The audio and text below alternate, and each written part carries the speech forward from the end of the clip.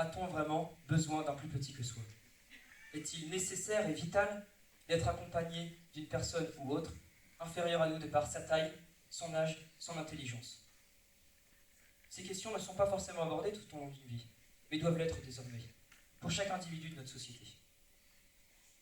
Et puis comme vous le savez tous, tout ce qui est grand est méchant, tout ce qui est petit est gentil. Les grandeurs nous font peur. Les petitesses, nous n'y accordons aucune politesse. Tout cela nous montre que les hommes font preuve de froideur et de faiblesse en favorisant uniquement leur bien-être. Dans la fable Le lion et le rat de Jean de La Fontaine, il est explicitement mentionné, puis prouvé, que l'on a souvent besoin d'un plus petit que soi. Cet écrit explique l'histoire d'un lion, le roi des animaux, qui laisse un modeste rat en vie, mais qui ne regretta pas ce geste, puisqu'il lui évitera la mort quelques instants plus tard.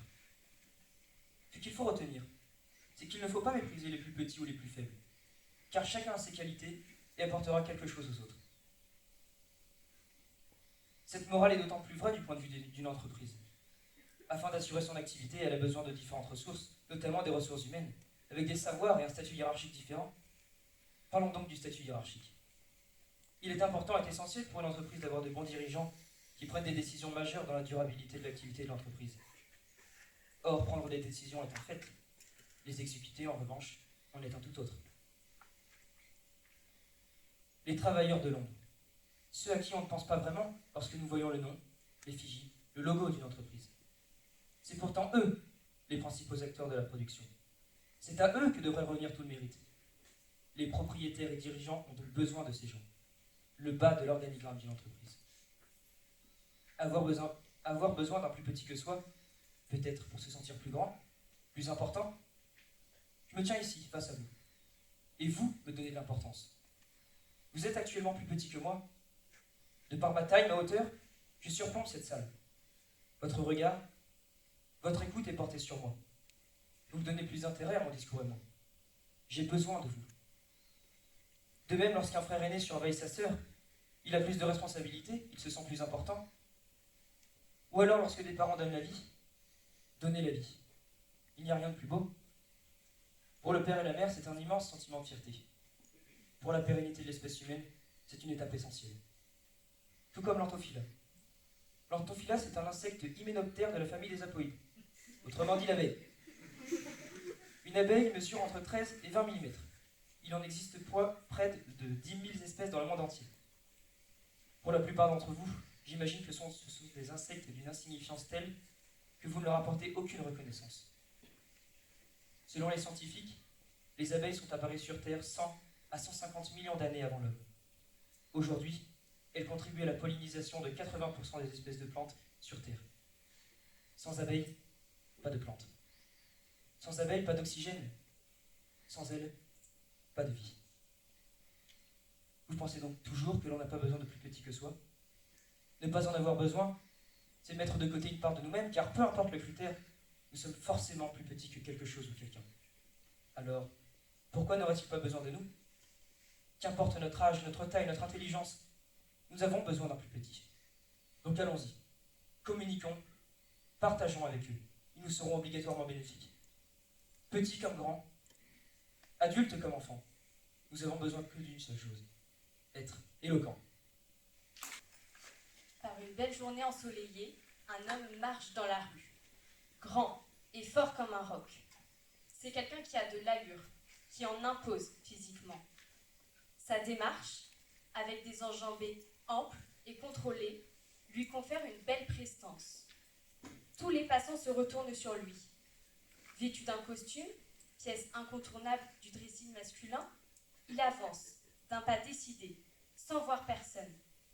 Ostensiblement, les yeux rivés sur l'écran de son téléphone portable, les écouteurs ornant ses oreilles et épousant à la perfection son conduit auditif.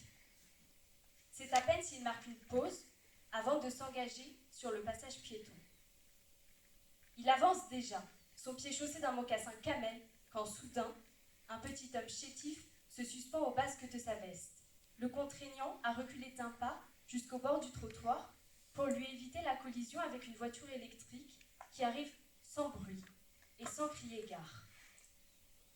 Selon vous, pour le spectateur qui, à quelques pas de là, à assister à toute la scène. Le vieux proverbe, 1000 fois entendu, s'impose. On a toujours besoin d'un plus petit que soi. Mais veut-on vraiment y croire? Pour ma part, un mot n'est pas justifié dans l'expression. On n'a pas besoin d'un plus petit que soi. On a besoin de l'autre. Jean de La Fontaine avait annoncé cette morale avant la fable Le rat et le lion. Vous vous rappelez le passage où le lion est pris au piège? Il a beau rugir, il a beau se débattre avec passion et rage, il ne peut pas se sortir de ce guet-apens. Toute sa rage et toute sa force sont inutiles. C'est alors que le rat pointe le bout de son nez et entame un véritable marathon de patience. Petit à petit, il ronge l'émail de ses dents aiguisées et le filet finit par se déchirer. Alors, grâce au travail méticuleux du rat, le roi retrouve sa liberté. Eh bien, moi, je n'ai pas envie de croire que c'est le petit, faible d'apparence, frêle, chétif, fluet, gringalet qui sauve le lion. Aujourd'hui, j'ai envie de retenir que c'est celui qui est patient, méticuleux, empathique qui aide. Ce n'est pas parce que le héros est petit qu'il réussit, mais parce qu'il est dissemblable, qu'il a une aptitude, un potentiel différent de l'aider. Dans cette morale, on a toujours besoin d'un plus petit que soi. Le mot petit manque de modernité. Pourquoi faut-il toujours opposer le plus fort au plus faible, l'intellectuel au manuel, le sexe masculin au sexe féminin, celui qui prend des décisions au suiveur, celui qui a des nobles sentiments et l'indifférent, le riche au pauvre? La conception de l'autre par rapport à soi-même évolue, et heureusement. Dès le plus jeune âge, on essaie d'inculquer que la différence et la complémentarité sont aujourd'hui plus que jamais un atout. De plus en plus, on prend conscience que la différence sexuelle, la différence culturelle, bien prise en compte, sont surtout un formidable atout de développement. Par contre, l'échelle des valeurs petit-grand, dans le sens fort-faible, est toujours fortement ancrée. Il reste un long chemin dans la prise de conscience. En tout cas, si un jour j'ai des enfants, je leur lirai volontiers cette bien belle fable, mais je me permettrai sûrement de modifier la morale qui deviendra « On a toujours besoin de l'autre ».